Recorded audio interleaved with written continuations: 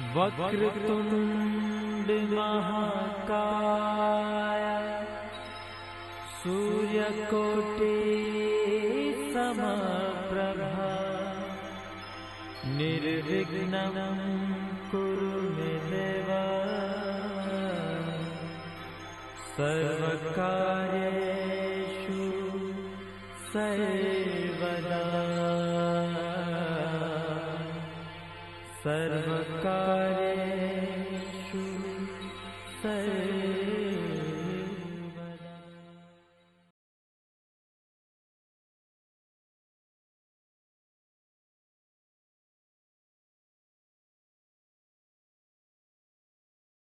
शुभ स्वागतम। स्वागत सभी का प्रेम से, चंदन बने स्नेह से, मन के सुकोमल भाव से, अंतः के प्रेम प्रसून से। स्वागतम स्वागतम स्वागतम, शुभ स्वागतम। हमारे लिए यह नितांत गौरव का विषय है कि हमारे मुख्य अतिथि श्री ब्रिजेश कुंतल जी हमारे बीच पधार चुके हैं। ब्रिजेश जी राष्ट्रीय संगठन मंत्री, राष्ट्रीय स्वयंसेवक संघ हैं। श्री कुंतल तन मन प्राण से समाज सेवी हैं।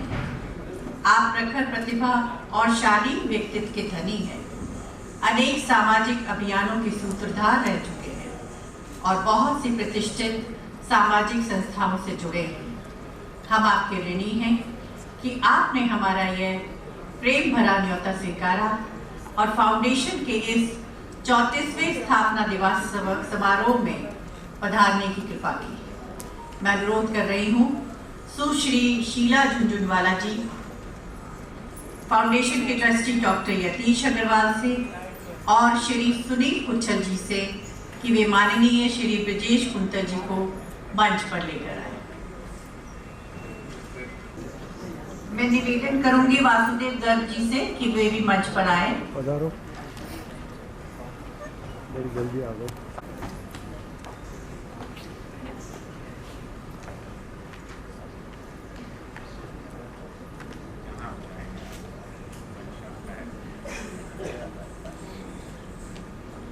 श्री ब्रिजेश कुंतल जी का पुष्प गुच्छ से स्वागत करें।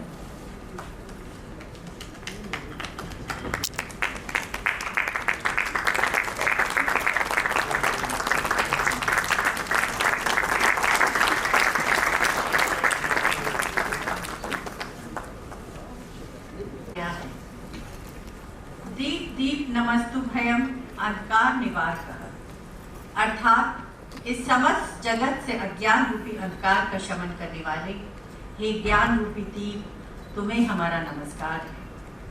अनुरोध है माननीय श्री ब्रिजेश कुंतल जी से, श्रीमती शीला झुंझुनवाला जी, डॉक्टर यतीश अग्रवाल, श्री सुनील कुच्छल और निहारिका दीदी से कि वे दीप प्रज्वलित कर आज के इस आयोजन में सामवेद के स्वर भर दें।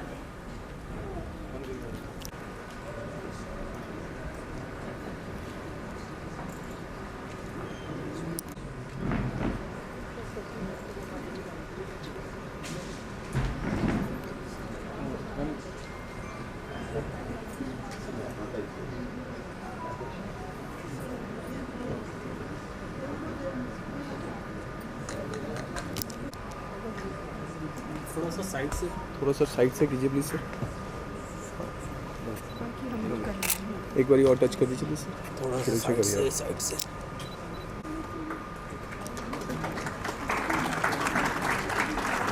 पता ही नहीं चल रहा ना।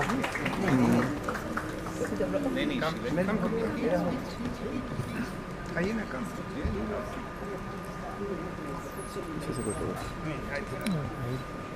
डीपी ने जब नहीं आ रहा तो उनके अभी इस काम में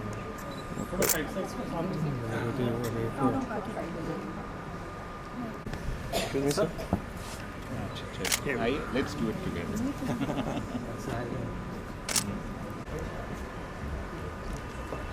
Prosperity and happiness of all, and to promote the feeling of fellowship and righteousness.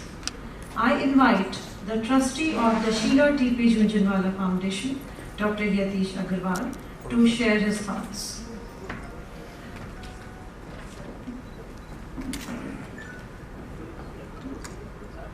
आज के इस कार्यक्रम के मुख्य अतिथि श्री ब्रजेश कुंतल जी, जो राष्ट्रीय स्वयंसेवक संघ में राष्ट्रीय मंत्री हैं,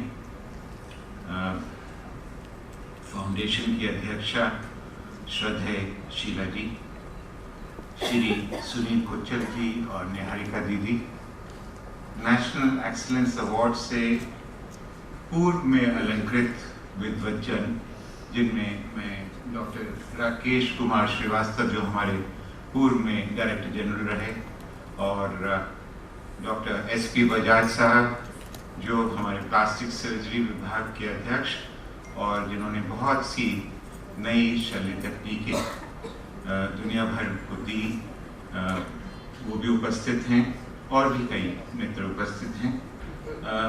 इस साल 34वें नेशनल एक्सीलेंस अवार्ड से नवाजे जाने वाले ख्याति लब्ध nephrologist professor doctor OP Kalra और एनेस्थेटिस्ट डॉक्टर पवन गुरहा, श्रीमती कालरा, डॉक्टर साहब और डॉक्टर नीता, उनके परिवारजन, मैं बेटे और गौरानी को देख रहा हूँ, टीपी झुंझुनवाला परिवार के स्नेही सदस्यगण और मित्रों, आज स्मृतियों के इस महापर्व पर मर्म स्पर्श की संध्या पर मैं आप सभी का हृदय से स्वागत करता हूँ।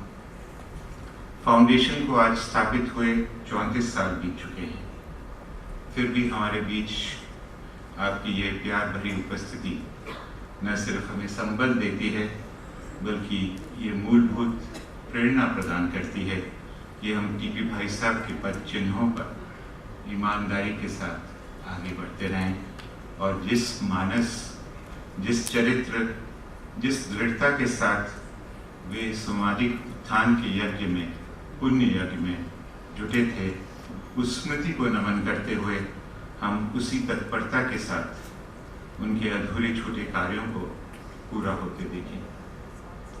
स्मृति जीवन का पुरस्कार है, वह सुख है जिससे हमारा मानस प्लावित होता है। टीपी भाई साहब की वे मृदु मुस्कान जो आप वहाँ भी देखते हैं, वह अपनापा, वह उदारता, वह परोपकार भाव, वह विशालता जिसमें पूरी धरती और उस पर बसता हर मानुष उनका अपना सगा था, उसे स्मरण करते ही मन श्रद्धा, नमन और प्रेम स्नेह से नतमस्तक हो उठता है। मुझे ये लगता है कि आज भी वे आप में, मुझ में, हम सब में विद्यमान हैं। उनका रचा प्रेरणा पथ आज भी हमारे सम्मुख उज्ज्वल है और वे हमारा हाथ पकड़ आज भी हमें जीवन के सच्चे मार्ग पर चलने के लिए प्रेरित कर रहे हैं। सच कहूं तो उनसे जुड़ी यादें ही कुछ ऐसी हैं जो समय को हाथ से पकड़कर ठहरा देती हैं। याद हो आते हैं मुझे वे दिन जब मैं छोटा था, मुझे छोटा डॉक्टर कहते थे, पर मैंने उन्हें न जाने कितने ही कलाकारों, संगीतज्ञों, कवियों, लेखकों, वैज्ञानिकों, डॉक्टरों को उड़ान भरने के लिए पंख देते देखा, समाज में यथोचित स्थान दिलाते देखा और उनके गुणों की परख कर उन्हें समाज सेवा में समर्पित होने की प्रेरणा देते देखा। TP was truly a remarkable man. He lit candles of joy and happiness in many lives, dispelling the darkness that had seemed to be never ending. उनके इस फलसफे को जीवित रखने के लिए ही फाउंडेशन ने नेशनल एक्सीलेंस अवार्ड देने का मन बनाया। आज जिन दो विभूतियों को फाउंडेशन के 34वें नेशनल एक्सीलेंस अवार्ड से नवाजा जा रहा है, वे अपने अपने क्षेत्र के अग्रपुरुष हैं और अनेक वर्षों से मानव सेवा के पुण्य यज्ञ में जुटे हैं। Professor OP Kalra kidney specialist हैं। उन्होंने हजारों किडनी रोगियों के जीवन में आई अमावस को नई सुबह में बदला है। साथ ही गुरु धर्म का निर्वाह करते हुए देश विदेश में अनेक युवा नेफ्रोलॉजिस्ट की नई पंक्ति खड़ी की है। दूसरी ओर डॉक्टर पवन गुरहा ने एनेस्थीसिया और क्रिटिकल केयर मेडिसिन के चुनौतीपूर्ण क्षेत्र को अपनी संकल्प साधना से सींचा। कोविड-19 के समय में न जाने कितने ही गंभीर रूप से बीमार रोगियों की दिन रात मन प्राण से सेवा की और उन्हें जीवन दान दिया। दोनों ही समाज में गहरे आभार के पात्र हैं। इसी कड़ी में जो आज तीसरा सम्मान दिया जा रहा है वो मेरे परम मित्र श्री हेमंत भटनागर को दिया जा रहा है। और सच कहूँ तो ये पुरस्कार क्या, ये तो परिवार के सदस्य हैं और वर्षों से जुड़े हैं और उन्होंने हमेशा फाउंडेशन के लिए प्यार मोहब्बत में काम किया है। मेरी उनको एक विनम्र सैल्यूट। ये फाउंडेशन हमारे जो आज के मुख्य अतिथि हैं कुंतल साहब, उनके लिए सचमुच हृदय से ऋणी हैं। सच कहूँ तो ये आपसे छिपा नहीं है कि आज राज्य वित्त मंत्री भारत सरकार डॉक्टर भागवत किशन राव कराड़ साहब को यहाँ होना था, लेकिन कुछ जो राजनीतिक गतिविधियाँ चल रही हैं उसके चलते उन्हें महाराष्ट्र जाना पड़ा, जो कल देर रात ही वो गए हैं और उनका संदेशा हमें प्राप्त हुआ आज दिन में। वो कोशिश कर रहे थे कि आज लौट सकें लेकिन नहीं लौट पाए। कुछ ऐसी गतिविधियाँ वहाँ चल रही हैं और आप समझते हैं कि कल ही इलेक्शन अनाउंस हुए और वो सीट्स वगैरह को लेकर जो डिस्कशंस हो रहे हैं उसमें वो बहुत क्लोजली इन्वॉल्व हैं। तो मैं सचमुच कुंतल साहब का इसलिए भी आभारी हूँ कि बहुत ही एक शॉर्ट नोटिस पर उन्होंने हमारा ये प्यार भरा न्योता स्वीकार लिया और हम सचमुच उनके अनुग्रहित हैं। मेरा ये मानना है कि आप जैसे सहज सरल बहुमुखी प्रतिभा के धनी विशाल हृदय व्यक्ति समाज के अगुवा बने तो समाज का विकास और जन जन का उत्थान होना सुनिश्चित है। ये मेरी खुशकिस्मती है कि फाउंडेशन की अध्यक्षा शीला जी का स्नेह मुझे 1981 से निरंतर मिलता रहा है। मैं उस समय इंटर्न था जब मैं पहली बार शीला जी से मिला था और आप हिंदुस्तान टाइम्स की एडिटर इन चीफ थी और इनफैक्ट आने वाले समय में फिर आप ग्रुप एडिटर भी बनी और आपको भारत सरकार ने पद्मश्री से भी नवाजा है। तो अनेक पुस्तकें हैं और अनेक साहित्य से जुड़े पुरस्कार, बड़े से बड़े पुरस्कार आपको दिए गए हैं, लेकिन आपका जो व्यक्तित्व है वो बेमिसाल है, सचमुच बेमिसाल। जितनी ऊर्जा, जितनी प्रेरणा वो हम सबको देती हैं, मैं उसको शब्दों में बयान नहीं कर सकता। और सच कहूँ तो वो हम सब के लिए प्रेरणा स्रोत हैं। इतने बरस बीत गए, टीपी भाई साहब को गए, यदि उनकी स्मृतियों की लता को वे इस प्रकार सींच कर न रखती तो न जाने वे लता इस कल्प वृक्ष का रूप ले पाती या नहीं। अंत में टीपी भाई साहब को नमन करते हुए इन पंक्तियों से अपनी वाणी को विराम देना चाहूंगा। इस अमर निशा में ज्योति रूप, इस अमर निशा में ज्योति रूप, तुम पथ प्रशस्त प्रतिपल करते, हे अग्रज तुम अविनाशी हो, बन कर्म रूप सब में रहते, बन कर्म रूप सब में रहते। धन्यवाद। झुनझुनवाला फाउंडेशन हर साल आयुर्विज्ञान, कला साहित्य, शिक्षा और समाज सेवा जैसे विविध समाजोपयोगी क्षेत्रों में महान विभूतियों को नेशनल एक्सीलेंस अवार्ड से सम्मानित करती आई है। आज के इस 34वें अवार्ड समारोह को आगे बढ़ाने के लिए मैं अनुरोध कर रही हूँ डॉक्टर ओपी कालरा से कि वे कृपया मंच पर आकर हमें कृतज्ञ करें। The Junjunwala Foundation National Excellence Award for the year 2023-24 goes to Professor Dr. O.P. Kalra for his mercurial leadership, outstanding organizational skills, and avant-garde approach in bringing reforms in medical education and fostering affordable kidney care services in North India. Currently the Vice Chancellor at SGT University, Gurugram, Professor Kalra has sculpted and shaped a number of medical institutions. He has been the President of Association of Indian Health Sciences Universities and has held the high offices of Vice Chancellor, Pandit B.D. Sharma University of Health Sciences, Rohtak, Dean Faculty of Medical Sciences, University of Delhi, and Principal, University College of Medical Sciences, New Delhi. Combining a brilliant academic career with an illustrious clinical innings, he is a strategist to the core and an ardent believer in the magic of the human initiative. He has inspired the birth of a number of life-saving hemodialysis centers in many government hospitals across Delhi and Haryana. These low-cost centers have provided a new lease of life to thousands of patients with ailing kidneys. Professor Kalra has been vital to several academic bodies. He has been Chair, Postgraduate Committee, Medical Council of India, Vice Dean, Indian College of Physicians, Governing Body Member, National Board of Examinations, Chair, Disciplinary Committee, Delhi Medical Council, and been a key part of India's think tank in medicine for more than 2 decades.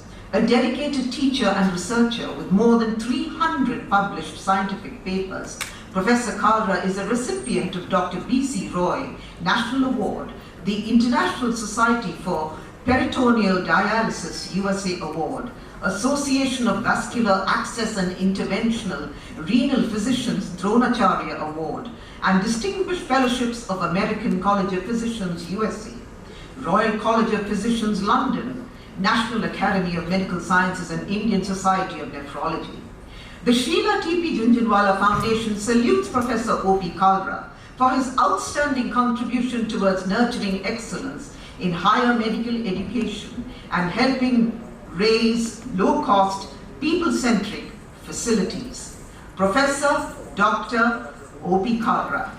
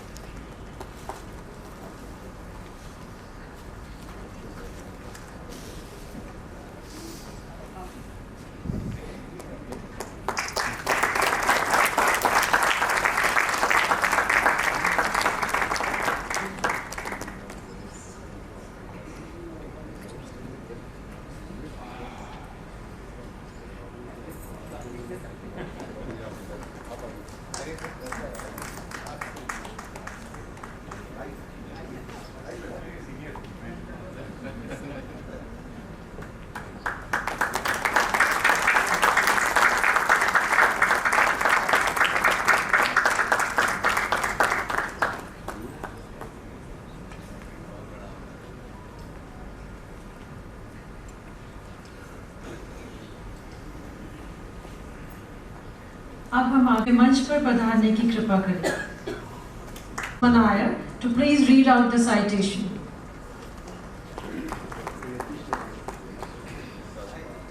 The Srila T.P. Jhunjhunwala Foundation National Excellence Award for the year 23-24 goes to Dr. Pavan Gura, Chair, Department of Anesthesiology and Critical Care at Batra Hospital, New Delhi, for his devout commitment and long and sterling contribution to the advancement of the select field in India.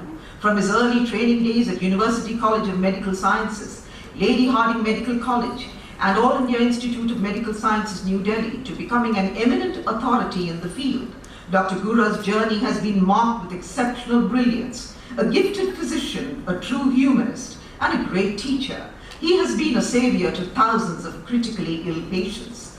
During the COVID pandemic, he worked 24/7, standing like the Rock of Gibraltar to save many from the jaws of death. A literator at heart, blessed with extraordinary human traits, sharp clinical skills, and an enduring passion for service, Dr. Pavan Gura has championed the cause of the underprivileged by extending charitable services to the needy. Dr. Gura's long and accomplished journey in the realm of medicine has found wide recognition.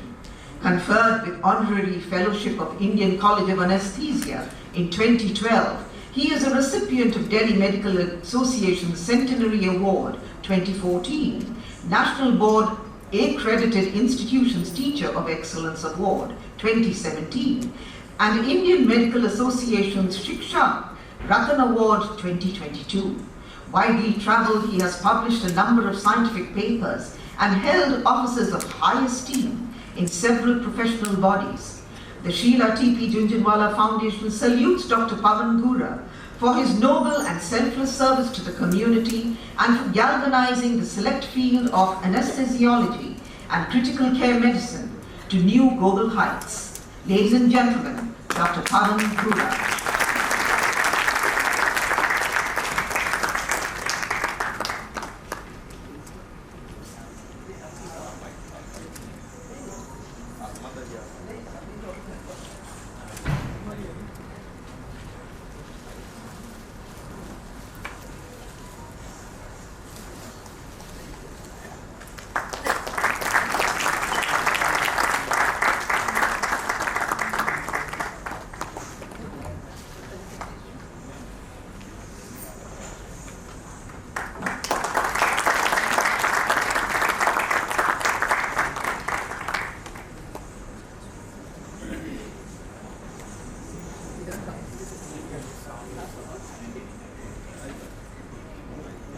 थोड़ा side से side से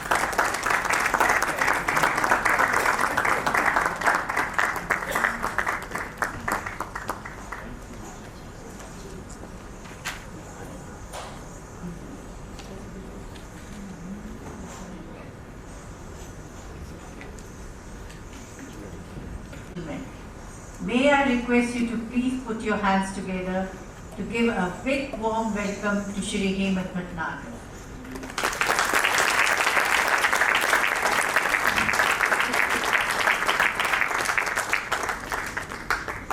Much a part of this large family, he is truly an art designer beyond compare. Officially, the art director for SPAN and US Embassy. Year after year, out of love and affection, he has been actively assisting the foundation. This year we have decided to honor him with a very special award. Ladies and gentlemen, Shri Hemant Bhatnagar. Said, whether it be Joe Biden or his predecessor, the truant man, the president of the US, he's designed for all of them. So, and he's kind enough to do it for us.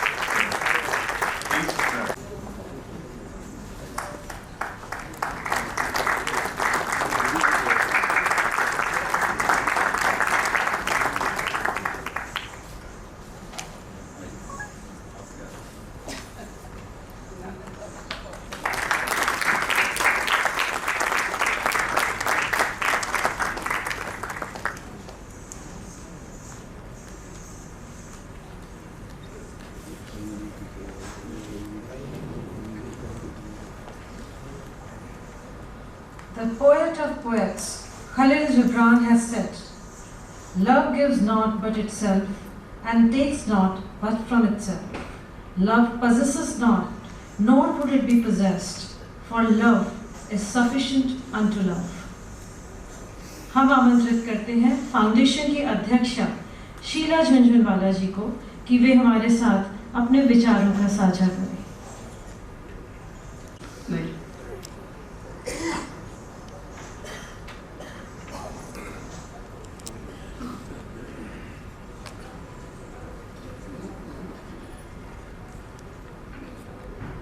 जैसा आपने अभी आपको मालूम पड़ा कि कुछ सरकारी कार्य ऐसे ही चलते हैं। आजकल चुनाव का मौसम आ रहा है, तो इसलिए जो हमारे अतिथि आने वाले थे वो नहीं आए किसी कारण से, अभी बताया कि आपको। लेकिन मैं बहुत सौभाग्यशाली है कि हमारे बीच में कुंदन जी यहाँ पर थे और वासुदेव जी थे, जिनके कारण उन्होंने इतना समय दिया और हमारे बीच में आकर के हमारे इस कार्यक्रम की शोभा को बढ़ा रहे हैं। मैं बहुत बहुत धन्यवाद।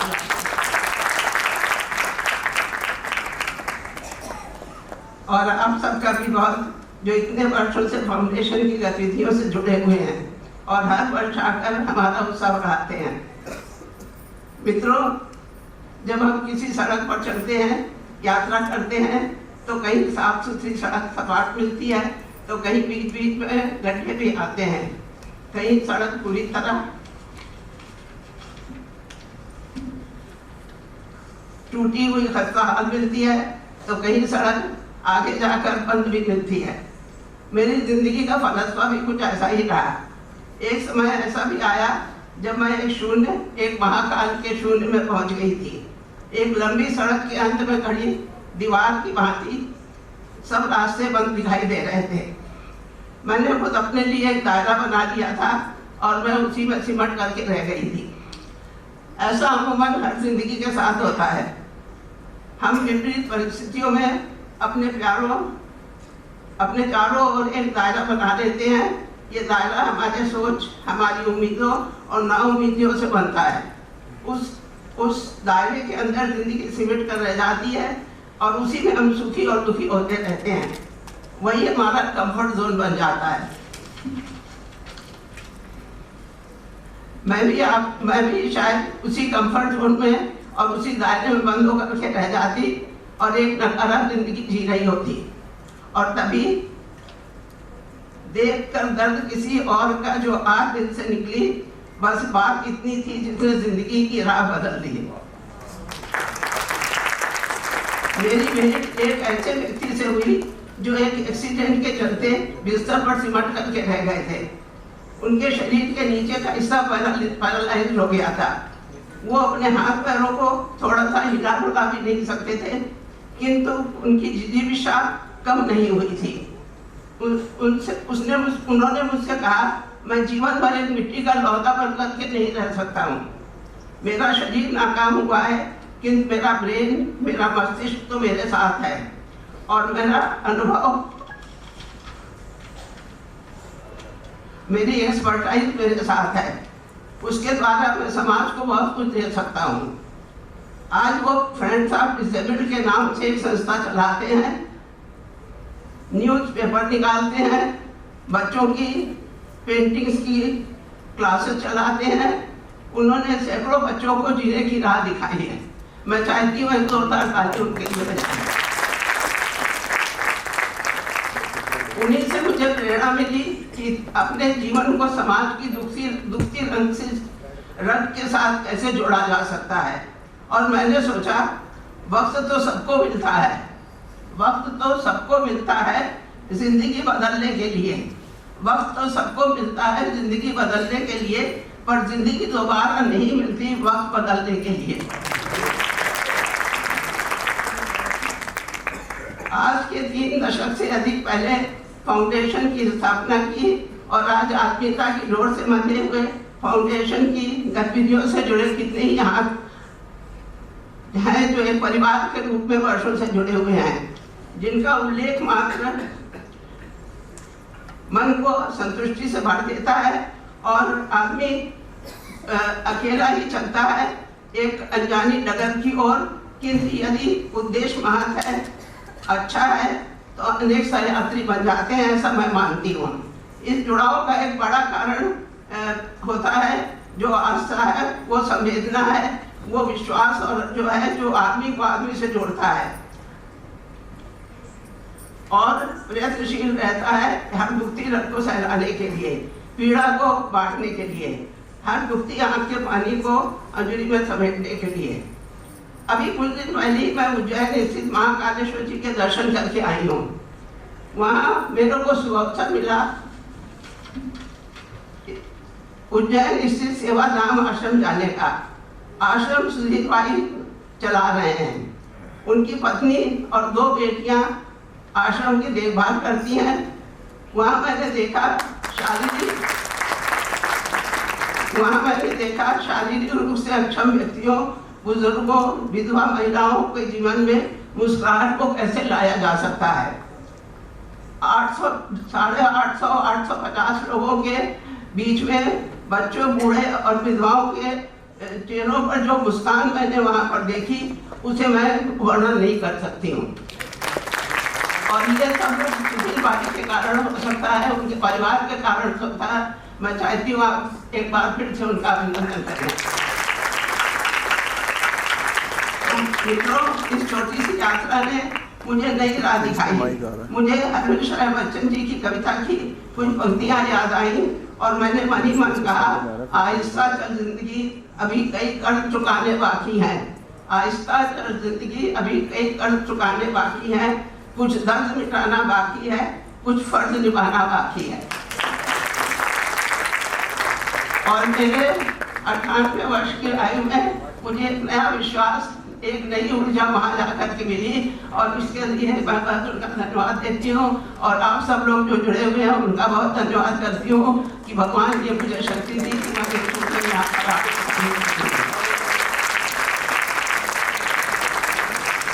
वर्षों की यात्रा में मुझे साथ मिला परिवार का, आप सबका, और विशेष रूप से डॉक्टर रतीश अग्रवाल, रेखा अग्रवाल और मेरी अभिन्न मित्र श्रेष्ठा मिश्रा, पूनम गुप्ता, अमित झा, सुशील भारती, वीरेंद्र मिश्र आदि का, जो अपने और भी सारे अभिन्न मित्रों का जो आप सब यहाँ पर इकट्ठे हैं और जिनको मैं इतना ध्यान से देख नहीं पा रही हूँ कि मेरी आँख के सामने रेटिना में ब्लड आ गया है, तो इसलिए अगर आपका नाम नहीं ले सके तो क्षमा करिएगा। इनके बिना इतना बड़ा आयोजन करना इतने वर्षों में मेरे लिए कठिन था और अब आप सबका मैं दिल से शुक्रिया अदा करती हूँ कि जो हर वर्ष आते हैं और आगे हमारे उत्साह बढ़ाते हैं। धन्यवाद।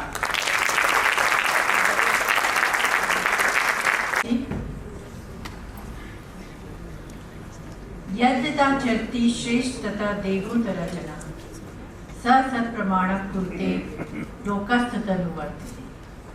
The behavior of a noble soul is followed in words and deeds by others.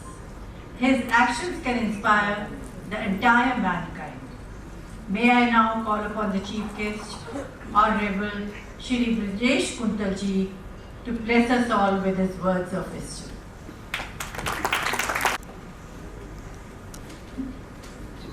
परम पूजनीय माता शीला जी,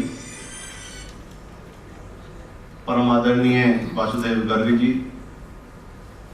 ओपी साहब, देश और विदेश में प्रख्यात अनेक डॉक्टरगण, इनके परिवारजन और मुझसे हर मामले में ज्येष्ठ और श्रेष्ठ मेरे मंच के समक्ष विराजमान आप सभी दिव्यात्माओं को प्रणाम करता हूँ। आज शीला टीपी झुंझुनवाला फाउंडेशन के इस कार्यक्रम में मुझे जो ये मान सम्मान दिया है, इसके लिए मैं सदैव ऋणी रहूंगा। मैं ये समझ पा रहा हूँ और अभी जब माताजी अपना विषय रख रही थी तो ये सोच रहा था कि श्री टीपी साहब कैसे व्यक्ति रहे होंगे। जब 1925 में राष्ट्रीय स्वयंसेवक संघ की स्थापना हुई तो हमने आज से 90 वर्ष पूर्व ये कल्पना की थी कि समाज का 3% व्यक्ति यदि समाज परक हो जाएगा, समाज की चिंता करने वाला हो जाएगा, अपने देश को, अपने धर्म को रक्षण करने वाला, संरक्षण करने वाला हो जाएगा, उस दिन भारत का भविष्य उज्जवल हो जाएगा। तो मैं मानता हूं कि श्री टीपी झुंझुनवाला जी उन 3% में ही आते होंगे। मेरा कभी व्यक्तिगत परिचय नहीं रहा, लेकिन उन्होंने अपने जीवन में ऐसे अनेक उदाहरण जरूर रखे होंगे जिससे आप जैसा ये समाज सागर आज उनको याद कर रहा है उनकी 34वीं पुण्यतिथि पर। एक दो बातें और ध्यान आती हैं कि हम सब धरती के सबसे पुराने लोग हैं, सबसे पुराने सनातनी लोग हैं। विज्ञान के हिसाब से बात करें तो 2 करोड़ वर्ष से हम इस ब्रह्मांड में हैं और शास्त्रों के हिसाब से बात करें तो 200 करोड़ वर्ष से इस ब्रह्मांड में हैं। तो मेरे ध्यान में ये आता है कि हम यदि धरती के सबसे पुराने लोग हैं, हर मामले में सब लोगों से सर्वश्रेष्ठ हैं, तो आज क्या कारण है कि हमारा भारतवर्ष जो 93 लाख वर्ग किलोमीटर का था, आज पिछले 175 वर्ष में उसके 8 टुकड़े हो गए और आज 33 लाख वर्ग किलोमीटर का सिर्फ रह गया है। और आज भी दुर्दांत शक्तियां उसको तोड़ने के लिए प्रयास कर रही हैं। क्या हमारा फर्ज नहीं बनता हम अपने ऐसे शानदार भारतवर्ष, ऐसे शानदार धर्म, ऐसे शानदार अपने रीति रिवाज संस्कृति के संरक्षण भी करें, संवर्धन भी करें। मैं मानता हूं कि किसी भी एनजीओ का, किसी भी फाउंडेशन का या किसी भी संगठन के उदय के पीछे कोई ना कोई कारण होता है, उसके निर्माण के पीछे कोई ना कोई कारण होता है। ये मेरा व्यक्तिगत मानना है कि जब मठ मंदिर, शिक्षण संस्थाएं और परिवार व्यवस्था, इन सब में कोई ना कोई कुरीतियां आ जाती हैं, तब हमें इस प्रकार के फाउंडेशंस की, आरएसएस जैसे संगठनों की, विश्व हिंदू परिषद जैसे संगठनों की निर्माण करना पड़ता है, ताकि परिवार, शिक्षण संस्थाएं और मठ मंदिर ये सब संस्कार के केंद्र पुनः बन सकें। और अभी मैं यहाँ देख रहा हूँ लिखा हुआ है राम आए, तो राम तो आ ही गए हैं। 22 तारीख को प्राण प्रतिष्ठा भी हो गई है। और एक मैं भजन सुन रहा था, उसमें था कि राम के गुण गाएंगे। तो सिर्फ गुण गाने से काम नहीं चलेगा, राम को अपने भीतर भी उतारना पड़ेगा, भगवान कृष्ण को भी भीतर उतारना पड़ेगा।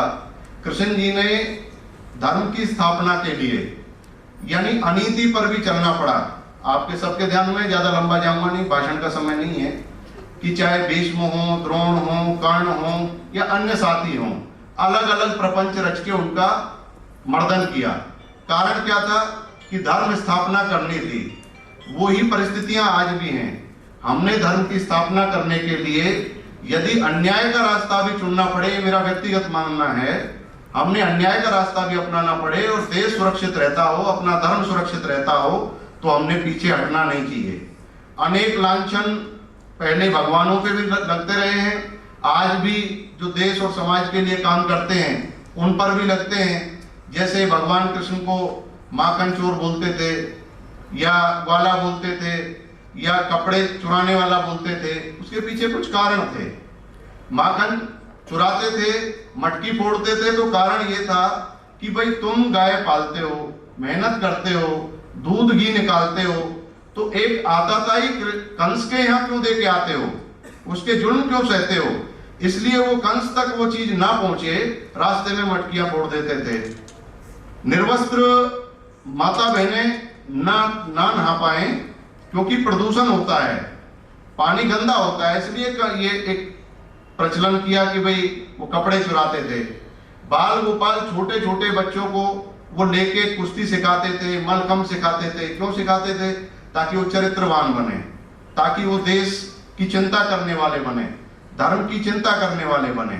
आज चाहे वो झुग्गी झोपड़ी वाला हो, चाहे वो विशेष व्यक्ति हो, चाहे ब्यूरोक्रेट हो, बड़ा उद्योगपति हो, जज हो, वाइस चांसलर हो, हम सबके बच्चों को चरित्र की अत्यंत आवश्यकता है, संस्कार की अत्यंत आवश्यकता है।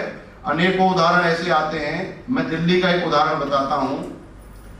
मुझे मेहुलकर जी, जो former chief commissioner of India, जो भारत आज हम बोलते हैं, उन्होंने ये उदाहरण बताया था, मैं बैठा था, कि एक जोधपुर के परिवार की बच्ची, उनकी माता जी जो है जोधपुर की महारानी के पास आई कि मेरी बिटिया जो है 10-12 साल आयु है और वो सुबह जब जगती है तो उसका शरीर शिथिल होता है, ऊर्जा नहीं होती है। मैं माफ करना, ये विषय इसलिए रख रहा हूं कि हम कितनी भी भौतिक तरक्की कर लेंगे, यदि संस्कार और चरित्र नहीं रहे तो दोबारा हमारा देश गुलाम बनने में समय नहीं लगेगा। शाहीन बाग आप देख चुके हैं, सुप्रीम कोर्ट आप देख चुके हैं, वो ऑर्डर करते रह गए, 1 साल तक बंधक बना के रखा पूरी दिल्ली को शाहीन बाग में। चरित्र वाला विषय इसलिए ले रहा हूं, वो बच्ची सुबह जब जगती थी तो कमजोर ऐसा उसकी माता जी को लगता था। वो पीड़ा उन्होंने मेहुलकर साहब से जाहिर की। मेहुलकर साहब ने कहा कि जब वो बच्ची सोती है, एक उपाय करके देखो, डांटना नहीं है, कि जब वो सोती है तो पर्दा हटा के या खिड़की से जैसे भी आप देख पाए, तो आधी रात्रि में आपने देखना है वो करती क्या है। 10-12 साल बच्ची की आयु, तो ऐसा किया, 3-4 दिन किया, तो बच्ची रात्रि में 12-1 बजे वो भी जो ओढ़ने का कंबल या रजाई जो भी रहता होगा तो ओढ़ लेती थी। लेकिन जब वो मोबाइल उसके हाथ में होता था तो तो जो मोबाइल की लाइट होती है वो बाहर दिखाई देती थी कि बच्ची कुछ देख रही है। यानी हमारा समाज कहाँ जा रहा है वो बाद में ध्यान में आया, प्रेम से पूछा बेटा क्या देखते हो, तो यानी जो भौतिकतावाद है इसमें अच्छी चीजें तो हैं लेकिन उसका दुष्प्रभाव हमारे समाज पर, हमारे बच्चों पर ना पड़ जाए, ये अपने को चिंता करनी है। और अनेक अनेक प्रकार से हमारे इतने उदाहरण भारतवर्ष में हैं जिन्होंने देश के लिए, धर्म के लिए अपने प्राणों का उत्सर्ग कर दिया, बलिदान कर दिया। उनमें से शायद टीपी झुनझुनवाला जी भी एक रहे हैं। मैंने उनके विषय में सुना है कि जब भी कोई भी व्यक्ति समाज से किसी भी जाति का हो, पंथ का हो, संप्रदाय का हो, धर्म का हो, वो उनके पास गया तो खाली हाथ वापस नहीं आया। उन्होंने अपने सामर्थ्य अनुसार उनकी यथासंभव सेवा की, मदद की, और स्वयं नहीं कर पाए तो जहां से मदद पहुंच सकती थी वहां बताया। ऐसे राष्ट्रभक्त परिवार, झुनझुनवाला परिवार देश में, दुनिया में इनका यश है, नाम है और बहुत बड़े स्तर पर समाज सेवा का काम कर रहा है। और हम सब भाग्यशाली हैं, इस भारतवर्ष में हम रहते हैं और ऐसी संस्कृति के वाहक हैं। दुनिया में अभी तक 42 संस्कृतियां हो गई और 42 संस्कृति मिट गई, यानी वो कहीं समाप्त नहीं हुई। हिंदू संस्कृति ने उनको अपने अंदर आत्मसात कर लिया। हम ऐसे महान लोग हैं, हमारी महानता बनी रहे, हम निरंतर अपने समाज के लिए, देश के लिए काम करते रहे। राम जी आ ही गए हैं 492 वर्ष बाद, और ये राम मंदिर से राष्ट्र मंदिर का निर्माण हो जाए।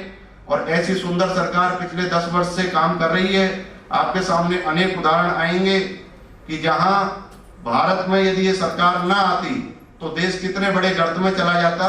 हो सकता है 1-2 विषयों पर और काम करने की आवश्यकता हो। तो चुनाव की घोषणा भी हो गई है, 4 जून को मैं अपेक्षा करता हूं कि ये सरकार की पुनः वापसी होगी। और जो हिंदू धर्म की हम बात कर रहे हैं, उसके संरक्षण की बात कर रहे हैं, बॉर्डर सिक्योरिटी की बात कर रहे हैं, 51 शक्तिपीठों का जो जीर्णोद्धार हुआ है, जो कॉरिडोर्स बन रहे हैं, जो देश धर्म का काम हो रहा है, जो दुनिया में मान सम्मान मिल रहा है।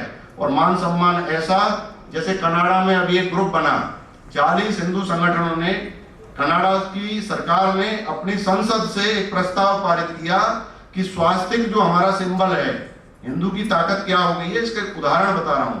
स्वास्तिक सिंबल को बनाया नहीं जाएगा, उपयोग नहीं किया जाएगा, बेचा नहीं जाएगा। ये पाबंदी कनाडा की सरकार ने संसद से प्रस्ताव पारित करके लगाया, लेकिन हिंदू संगठनों की जागरूकता के कारण वो वापस लेना पड़ा। और जो नाजीजम का सिंबल होता है, वो हमारे जैसे स्वास्तिक होता है, थोड़ा तिरछा कर देंगे तो नाजीजम है, नाजीजम पर बैन लगा। ऐसा पहली बार हुआ कि कोई भी संसद से पारित संविधान को हिंदू ने अपनी ताकत के दम पर वापसी कराया हो। तो हिंदू की ताकत पूरे दुनिया में बढ़ रही है।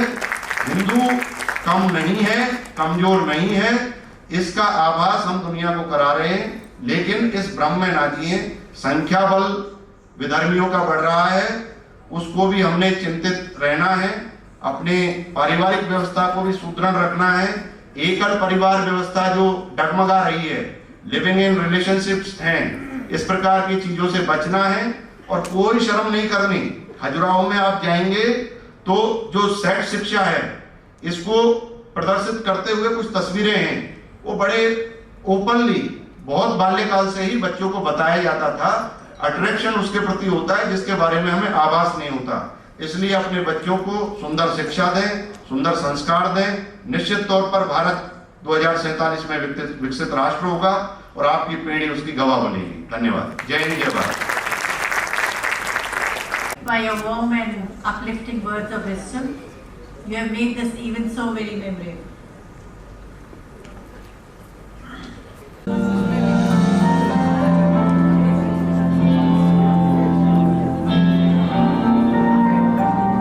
टीपी झुनझुनवाला मानवीय संवेदनाओं से ओतप्रोत एक व्यक्तित्व, जिंदगी के बवंडरों के बीच जलते एक लौ, विवेकशील विचारों का एक गहरा समंदर, हर पल प्रेरित करता एक अदृश्य विचार।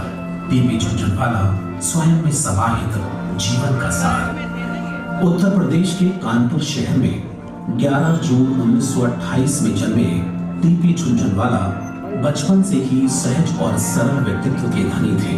अपनी कथनी और करनी स्वयं पर दृढ़ विश्वास और जिंदगी से प्यार करते हुए उन्होंने अपनी जीवन यात्रा शुरू की। पारिवारिक संस्कारों में मिले जीवन मूल्यों के सहारे अपने आदर्श गढ़े और फिर आजीवन उन्हीं के सहारे चलते हुए एक सार्थक सफर तय किया। इंडियन रेवेन्यू सर्विस में आने के बाद आयकर आयुक्त पद पर रहकर उन्होंने अपनी जिम्मेदारियों का भरपूर निर्वहन किया। काम ही पूजा है के सिद्धांत पर समय की पाबंदियों को तोड़ते हुए देश के प्रति समर्पित भाव से जिम्मेदारियों पर जिम्मेदारियां ओढ़ ली और उन्हें ऐसा निभाया कि उनके चाहने वालों की तादाद बढ़ती चली गई। टीपी झुनझुनवाला एक ऐसा नाम बनकर उभरा जहां न केवल मानवीय संवेदनाएं जिंदा थीं, जीवन के उच्च आदर्श भी समाहित थे। उनके दिल में संगीत, कला, कलाकार, साहित्यकार, संस्कृति कर्मी, नाट्यकर्मी और अभिनेताओं के लिए सम्मान का भाव और सच्चा प्रेम था और वे उनकी सहायता के लिए सदैव तत्पर रहते थे। अपने अद्भुत चट्टानी व्यक्तित्व के चलते मदद के लिए उनके हाथ हमेशा उठते रहे। उभरते हुए साहित्यकारों, संस्कृति कर्मियों को कई बार वे अपने घर में पनाह देते, कलाकारों की मदद करते, गरीब असहाय बेबसों की बात सुनते और जो उनसे बन पड़ता करते। टीपी झुनझुनवाला ने अपने कार्यों से और जीवन शैली से ये सिखाया कि जीवन परोपकार के लिए है, त्याग और समर्पण के लिए है। किसी के आंसू पोंछने का नाम जिंदगी है, किसी के दिल में जगह बनाने का नाम जिंदगी है। आज टीपी झुनझुनवाला भले ही हमारे बीच नहीं है, लेकिन उनकी सोच, उनके विचार, उनकी मृदुल भावनाएं, उनकी संवेदनाएं युगों युगों तक न केवल जीवित रहेंगी बल्कि आने वाली पीढ़ियों को भी प्रेरित करती रहेंगी। टीपी झुनझुनवाला फाउंडेशन के माध्यम से उनकी इस गंभीर और सकारात्मक सोच को जमीनी धरातल पर सजाने संवारने का कार्य किया है उनकी पत्नी, देश की वरिष्ठ पत्रकार श्रीमती शीला झुनझुनवाला जी ने। टीपी झुनझुनवाला फाउंडेशन आज तमाम तरह के सामाजिक कार्यों से जुड़ा है। फाउंडेशन समय समय पर तमाम असहाय जरूरतमंद व्यक्तियों को व्हीलचेयर, क्रचेस, ट्राइसिकल, ब्रेसेस और पैराप्लेजिक किट आदि प्रदान करता है। महावीर विकलांग समिति के साथ मिलकर सैकड़ों अपाहिजों को कृत्रिम अंग प्रदान किए गए हैं और आज भी किए जा रहे हैं। फाउंडेशन आज बेटी बचाओ, बेटी पढ़ाओ और दहेज विरोधी जैसे तमाम तरह के सामाजिक कार्यों से भी जुड़ा है। आर्थिक रूप से कमजोर बच्चों को उच्च शिक्षा के लिए प्रोत्साहित करने का कार्य भी फाउंडेशन बखूबी कर रहा है। इसके लिए फाउंडेशन द्वारा मेधावी छात्रों को कला, संस्कृति और मेडिकल की पढ़ाई के लिए स्कॉलरशिप प्रदान की जाती है। कंप्यूटर शिक्षा के कार्यक्रम चलाए जाते हैं। बच्चों के निरंतर विकास की रिपोर्ट पर पूरा ध्यान रखा जाता है। एक और कार्यक्रम के अंतर्गत जरूरतमंद महिलाओं, विधवा महिलाओं, अनाथों और गरीब तबकों से आने वाली महिलाओं के कल्याण के लिए उनकी जरूरत के हिसाब से वोकेशनल ट्रेनिंग के कार्यक्रम चलाए जाते हैं, जिससे वे अपने पैरों पर खड़े होकर एक सम्मानित और आत्मनिर्भर जीवन जी सके। फाउंडेशन के सकारात्मक कार्यों में गरीब निर्धन बालिकाओं की शादी के लिए न केवल आर्थिक मदद प्रदान की जाती है, बल्कि उनकी शादी का आयोजन भी फाउंडेशन स्वयं या संस्थाओं के सहयोग से करता है। इसके अलावा फाउंडेशन की ओर से निःशुल्क health checkup, blood donation camp और आई कैंप भी वर्ष भर चलते रहते हैं। फाउंडेशन पिछले 14 वर्षों से नोएडा में सूर्य संस्थान के नाम से चल रहे एक सेंटर से भी जुड़ा है। इस सेंटर की 10-12 छात्राओं से शुरुआत हुई थी, जिसमें आज 200 से 250 छात्राएं कंप्यूटर कोर्स, 100 से 150 छात्राएं टेलरिंग कोर्स और 100 से 150 छात्राएं ब्यूटी कल्चर कोर्स से प्रतिवर्ष शिक्षा हासिल करती हैं। इसके अलावा इंग्लिश स्पीकिंग और पर्सनालिटी डेवलपमेंट का कोर्स भी शुरू हो गया है।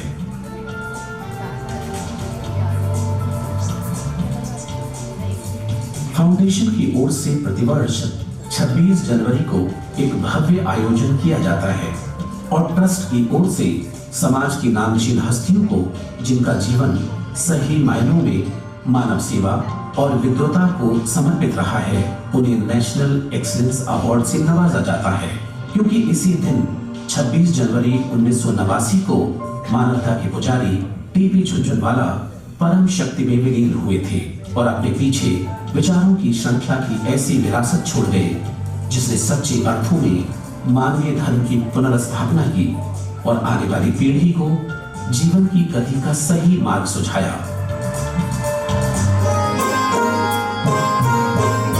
सुंदर आश्रम है और यहाँ के लोगों की सेवा भावना देखकर जो देखकर आनंद आया और बच्चे बूढ़े जितने लोग दिखे जितने मरीज दिखे सबके चेहरे पर मुस्कान थी। वो देख ऐसा लगा कि क्या इतनी अच्छी तरह से उनका देखभाल होती है और सारे बच्चे यहाँ के कर्मचारी और दंपति उनका परिवार इस तरह से सेवा भाव कर रहे हैं और उनको भी सीखना चाहिए, उसको बढ़ाना चाहिए कि अपनी प्रकृति की स्मारक को ध्यान से